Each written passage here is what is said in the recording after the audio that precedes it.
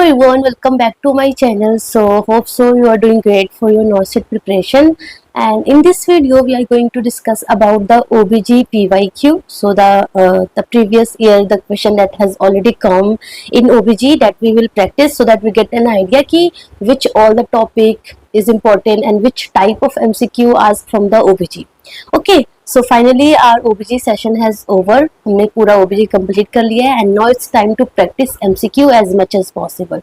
Okay, so start with the first question, that is which of the following findings support a molar pregnancy. So I told you about the molar pregnancy. So they are saying कि which of the following findings support a molar pregnancy, which means which one is correct for molar pregnancy. A, decreased uterus size, uterus height as compared to the gestational age. Wrong, you know very well. In molar pregnancy, basically the height of uterus is more than period of gestation, है ना. So that is the first finding जो हमने पढ़ा था. So it is the wrong. Second, decreased beta HCG level, that is absolutely wrong. In molar pregnancy, basically what happened, the beta HCG level क्या होता है, more than POG. So according to period of gestation, the beta HCG level is high, है ना, it is not low. So it is again wrong.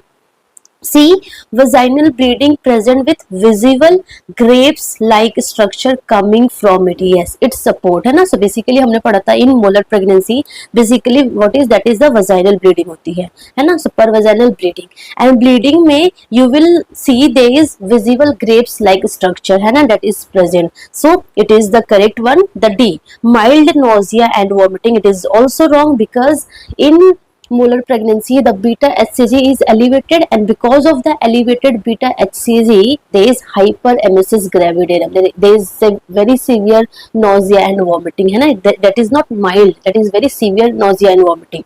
So it is also wrong. So the correct answer is C. कितना easy question था ना. So just you have to learn the concept कि molar pregnancy क्या होती है, उसमें क्या symptoms होते हैं, क्या पैथोफिजियोलॉजी है, and you will easily able to answer that questions, है ना. So the correct answer is C. Moving to the next question. Okay, so the next question is, a woman during the second stage of labor, the head becomes tight and bulged at the perineum. It means crowning हो गया, है ना. So head becomes tight and bulged at the perineum means it is the crowning, है ना. So crowning had occurred. What is the next immediate action? तो crowning होता है, उसके बाद हमें the next action what is? A, perform Röntgen's maneuver and support the perineum and extend the fetal head. Yes, of course that we have to do. So after crowning हमें basically क्या करना होता है, we have to support the uterus, support the perineum with the one hand, and baby के head को हम extend करते हैं so that baby का जो head एकदम से expel ना हो. एकदम से expulsion होगा तो क्या होगा, there is perineal tear हो सकता है ना. So we have to support the head so that एकदम से with full velocity के साथ head बाहर ना आए, है ना. So we from one hand we have to support the perineum, and with the other hand we have to extend the head of the baby. That is very very important. So yes, that we can do. Next one is call for help. So this is something the normal, है ना. सो क्रॉनिंग हो रहा है, it is not like कि कुछ emergency condition है जो आप कॉल फॉर हेल्प करोगे. Call for help basically when we are doing when something is emergency. Let's suppose shoulder dystocia हो रहा है या फिर कुछ ऑब्स्ट्रक्टेड लेबर हो गया, है ना, कुछ something is miss happening, something is emergency वाला कंडीशन होगा, then we have to call for help. So this is the normal thing, है ना. So why we have to call for help? So it is not the wrong, it is the wrong answer, it is the wrong options. C, perform McRoberts maneuver. You know very well McRoberts maneuver में हम basically क्या करते थे, Thai को क्या करते थे, hyper flex करते थे, है ना, अबडक्टेड करते थे एंड हाइपर फ्लेक्स करते थे. That is known as McRoberts manoeuvre, and this is the first manoeuvre that we are performing during shoulder dystocia. तो जब शोल्डर डिस्टोसिया होता है तब हम क्या करते हैं, मैक्रोवर्ट्स मैनूवर करते हैं. एंड शोल्डर डिस्टोसिया में क्या होता है, टर्टल साइन होता है, and it is not like head becomes tight and burst at the perineum. यहाँ पे टर्टल साइन होगा. So that is not we are doing. And fourth, apply fundal pressure. So that is absolutely contraindicated. Fundal pressure is not used to do, है ना. So fundal pressure should not do. So it is the contraindicated. So B, C and D is wrong options. So the correct one is A. Very simple questions. Okay, moving to the next questions, that is after performing an amniotomy. You know amniotomy is the artificial rupture of the amniotic membrane. So amniotic membrane को हमने क्या कर दिया, rupture कर दिया. Okay. So which immediate nursing assessment is most important? A, vital signs. B, signs of infection. C, fetal heart rate. And D, uterine contractions. C. So these all are very very important parameters. ये सारे हमें करना है. But they are saying which immediate nursing assessment is most important. So I told you during my OBG class that whenever there is amniotomy या फिर already अगर amniotic membrane rupture हो रखा है, so the most risk क्या होता है, most risk होता है कि जो कोड है ना, ये जो खाली स्पेस होगा, जो खाली स्पेस होगा वहां से क्या होगा, अम्बिलिकल कोड आके प्रोलैप्स हो सकता है, अम्बिलिकल कोड आके प्रोलैप्स हो सकता है या फिर कंप्रेस हो सकता है. So there is very high risk after amniotomy. After amniotomy there is risk of what, risk of the umbilical cord prolapse or umbilical cord compression, है ना, compression. And because of that अगर umbilical cord prolapse होगा या फिर umbilical cord compression होगा, सो क्या होगा, baby को, फीटस को जो ब्लड है वो क्या होगा, कम जाएगा. सो फीटल ब्रेडिकार्डिया हो सकता है ना, जो फीटल जो हार्ट रेट है वो नॉर्मल नहीं रहेगा. So the most important thing is that we have to monitor fetal heart rate, है ना. So fetal heart rate monitoring is something very very important. And of course maternal vital signs भी monitor करना है, signs of infection भी monitor करना है, because जो amniotic membrane था ये रप्चर हो गया. So there is very high chance that the microorganism can ascend from the vagina to the uterus, है ना. सो साइन ऑफ इन्फेक्शन भी चेक करना है, but it is basically in the prolong live. अगर prolong rupture of membrane है like more than 18 hours है, then risk of infection होता है बेसिकली. या फिर आप मल्टीपल वेजाइनल एग्जामिनेशन कर रहे हो तो, है ना. एंड यूटेराइन कॉन्ट्रैक्शन तो ऑफ कोर्स हमें मॉनिटर करना है. So this all thing we have to monitor, but immediate हमारा क्या होगा, that is a fetal heart rate. ठीक है. So the C is the correct answer. Okay, moving to the next question, that is a patient has systolic pressure 120 mm of Hg with a heart rate of 80 beat per minute. What will be the shock index? So shock index कहाँ पढ़ा था, याद करो, PPH में हमने पढ़ा था ना, PPH में हमने shock index पढ़ा था. तो shock index इन्होंने ये सब नहीं पूछा, इन्होंने सिंपल पूछा है कि इन्होंने हमें सिस्टोलिक ब्लड प्रेशर दे दिया, हार्ट रेट दे दिया, एंड दे आर आस्किंग कि शॉक इंडेक्स क्या होगा. So simply we have to just know the formula of shock index, right. So shock index का फॉर्मूला क्या होता है, शॉक इंडेक्स का फॉर्मूला होता है हार्ट रेट अपॉन में सिस्टोलिक ब्लड प्रेशर. तो हार्ट रेट कितना है, हार्ट रेट हमारा है 80, right. And blood pressure, systolic blood pressure कितना है, 120 है. सो 120 है. सो जब ये आप करोगे, है ना, हम आपको प्रॉपर दिखाते हैं. सो 4 पॉइंट, है ना. सो 8 5 से 40. सो बेसिकली 1.5 आया, है ना. 1.5 कहाँ पे है, ए. सो ए इज द करेक्ट आंसर. ठीक है ना. सो नॉर्मल जो शॉक इंडेक्स होता है ना, नॉर्मल शॉक इंडेक्स बेसिकली होता है 0.7 टू 0.9. मोर देन 1 मींस की सीवियर ब्लीडिंग हुआ है ना. सो यहाँ पे सीवियर ब्लीडिंग हो रहा है या फिर सीवियर हेमरेज हो रहा है ना. So normal value of shock index is 0.7 to 0.9, मतलब कि अप टू 1 होना चाहिए.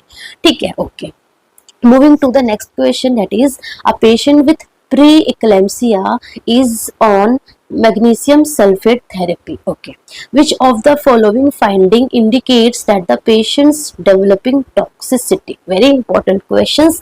I already told you, whenever is patient on MgSO4 therapy, so इसका एक therapeutic level होता है, that is 4 to 7 हमें maintain करना होता है, 4 to 7 milli equivalent per liter. अगर 4 से कम होगा तो इसका जो therapeutic जो एक्शन है वो नहीं होगा, एंड मोर देन 7 होगा तो क्या होगा, टॉक्सिसिटी स्टार्ट हो जाएगी. ठीक है. एंड MgSO4 का ये तो नॉर्मल लेवल है. And certain things that we have to find, है ना. 3 वेरी वेरी इंपॉर्टेंट पैरामीटर्स है जो हमें असेस करना है. If all 3 value are normal, then हमें नेक्स्ट डोज ऑफ MgSO4 देना है. अदरवाइज अगर इन तीनों में से कोई भी अगर abnormal है, then we have to withhold MgSO4. And first हमें सैंपल भेजना है एंड हमें वैल्यू देखना है, थेरेप्यूटिक वैल्यू में है या फिर इंक्रीज है या डिक्रीज है. ठीक है. सो इन 3 में हमारे पास कौन कौन से है, डीप टेंडन रिफ्लेक्सेस है, वेरी वेरी इंपॉर्टेंट. सेकेंड हमारे पास है urine output, and third is very important, that is the respiratory rate. ठीक है. सो अगर डीप टेंडन रिफ्लेक्स अगर क्या होगा, डिमिनिश्ड हो जाएगा या फिर एब्सेंट हो जाएगा, है ना, डिमिनिश्ड और एब्सेंट हो जाएगा, then we have to withhold MgSO4. Urine output should be more than 100 ml in 4 hours, है ना, should be more than, and respiratory rate should be more than 12 beat per minute. ठीक है, सो they are saying कि which of the following finding indicates that the patient is developing toxicity. A, respiratory rate 17 पर minute, it is normal. 12 to 20 तो normal होता है ना respiratory rate, तो it is normal, तो हमें यहाँ पे टॉक्सिसिटी का कोई साइन नहीं है. B, urine output 10 ml per hour, it is something कि सिवियरली यूरिन आउटपुट कम हो रहा है, सो ठीक है, this is the abnormal finding. हम पढ़ते हैं सी है deep tendon reflexes +3. So they are not saying कि डिमिनिश्ड हो रहा है या फिर नॉर्मल है, they are just giving the scale. So you know DTR, deep tendon reflexes का हमारे पास बेसिकली 0, +1, +2, +3, +4 एंड +5 ना, ये स्केलिंग होती है. सो +1 जो है वो डिमिनिश्ड होता है, 0 मीन्स की एब्सेंट है, +2 मतलब कि normal. So normal deep tendon reflexes is +2. +3 का मतलब ब्रिस्क थोड़ा सा इंक्रीज हो गया, +4 मतलब और इंक्रीज हो गया, एंड +5 मतलब तो एकदम हाइपर है, ठीक है ना. सो +2 इज नॉर्मल, एंड यहाँ पे क्या आ रहा है, +3 आ रहा है, इट मीन्स कि ये इंक्रीज हो रखा है, it is not decreasing, it is in fact increasing हो रखा है ना. So it is also not indicating the sign of toxicity. And the fetal heart rate 136. Basically हम फीटल हार्ट रेट चेक नहीं, like they are not telling about the MgSO4 toxicity directly, ठीक है. So basically यहाँ पे क्या है, B is the correct answer. Urine output is 10 ml per hour is severely reduced, है ना, एंड इट इंडिकेट टॉक्सिसिटी, मतलब कि जो मैग्नीशियम सल्फेट बेसिकली अच्छे से एक्सक्रीट नहीं हो पा रहा है क्योंकि यूरिन आउटपुट बहुत ज्यादा डिमिनिश्ड हो रखा है, ठीक है. सो करेक्ट आंसर क्या हो जाएगा, बी हो जाएगा, ठीक है. सो देखो बेसिकली हमें हमारा यही था, यही कॉन्सेप्ट था, एंड इसी कॉन्सेप्ट से हमने ये वाला आंसर कर दिया, है ना. So basically we have to learn the concept and how to apply that concept. So हमें for that we have to practise MCQ, ठीक है. Moving to the next questions, that is a woman undergoing episiotomy, suturing, complaining of severe pain and request analgesia. Of course episiotomy is something very kind of painful procedure, and for that हम patient को क्या देते हैं, local anaesthetics देते हैं, ठीक है. So she is undergoing episiotomy and complaining of severe pain and request analgesia.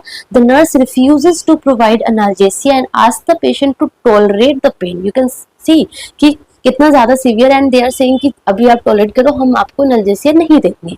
This behaviour by the nurse indicates a, neglect and abuse. Yes, it is neglecting, मतलब कि patient is complaining for pain and she is saying कि मुझे analgesia दो, but still she is refusing कि हम आपको analgesia नहीं देंगे. so it is something कि वो neglect करिए, nurse is neglecting and it is something the abusive behavior, neglecting behavior, है ना, ठीक है. lack of autonomy कब होता है, lack of autonomy में like we अगर हम पेशेंट का रिस्पेक्ट को patient, if we are not respecting the patients right, है ना, like if patient is saying कि मुझे ये ट्रीटमेंट नहीं चाहिए, है ना, एंड हम फोर्सफुली देते, so that is the lack of autonomy. But यहाँ पे तो पेशेंट बोल रहे हैं ना जैसे देने के, still we are not giving, so it is the lack of autonomy नहीं है. And lack of awareness is also not, क्योंकि इट इज नॉट समथिंग कि सिर्फ अवेयरनेस हो सकता है कि नर्स को अवेयरनेस नहीं होगा, बट पेशेंट तो उसको रिक्वेस्ट कर रहा है ना, so it is not only the lack of awareness, so it is again wrong. And D is beneficence. So beneficence मतलब कि everything we have to give the benefit, that is benefit for the patient.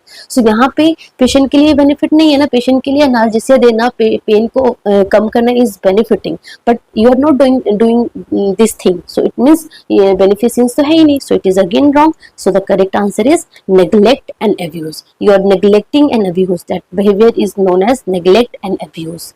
ठीक है, okay.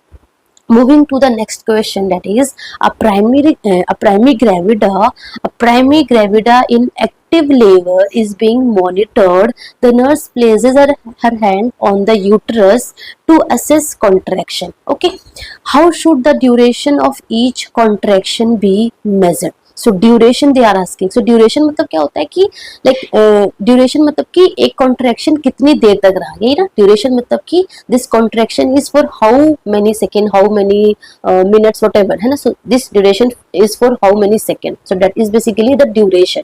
So they are saying A is option क्या है, A option is from the beginning of contractions to the beginning of the next contraction. So from the beginning of contraction to the beginning of the next contraction. So let's suppose 10 am पे one contraction start हुआ है, ठीक है ना, and then 10 पे next contraction start हुआ है. So that is basically what they are showing की फ्रीक्वेंसी है ना. So it is not the duration, it is showing the frequency of the uterine contraction. एक 10 बजे हुआ, एक 10 पे हुआ, इट मीन्स कि एवरी 10 मिनट्स पे यूटेराइन कॉन्ट्रैक्शन हो रहा है. So frequency is like how often the contraction is coming, है ना. So how often the contraction is coming, that is the frequency. And the from the beginning of contraction to the beginning of the next contraction is telling what it is the frequency. So it is the wrong.